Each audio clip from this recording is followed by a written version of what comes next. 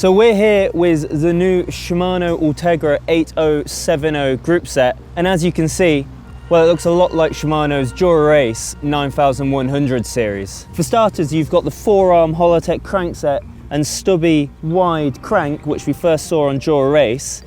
Then you've got the front mech. This is the Di2 one, so it's a bit wider, quite boxy. The rear mech takes its design cues from Shimano's mountain bike side, and it takes Shimano's shadow technology, which pulls the rear mech up and closer to the frame and out of harm's way. Again, we saw this on the Dura-Ace model, and it's a bit pointier and it looks that bit sleeker. Also, the medium cage version, which is Shimano's longer cage, will now accept an 11-34 cassette, which should help you if you're heading to the hills, like we are around here.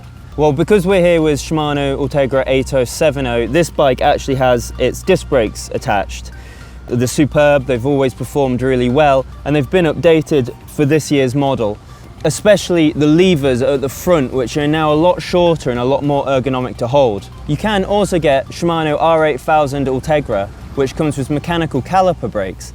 These are dual pivot and direct mount and have been widened so they can now accommodate 28mm tyres, a sure sign that Shimano is in touch with current trends. Up front, Shimano has also redesigned the pattern of its Ultegra hoods, and they now look a lot more like Dura-Ace. They come with this lovely textured pattern on top, which we're massive fans of, especially when it starts raining.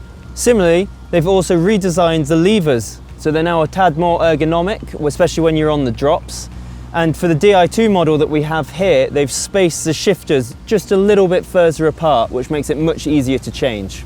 Interestingly, if you were hoping for a lighter group set, well, that's not the case. In fact, the new Shimano series is pretty much on a par or a little bit heavier than the 6800 series that came previously.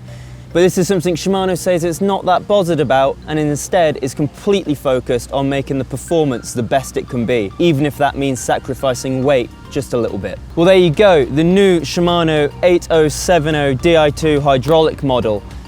And it looks great. It looks a lot like Dura-Ace, but we can't wait to get out and ride it.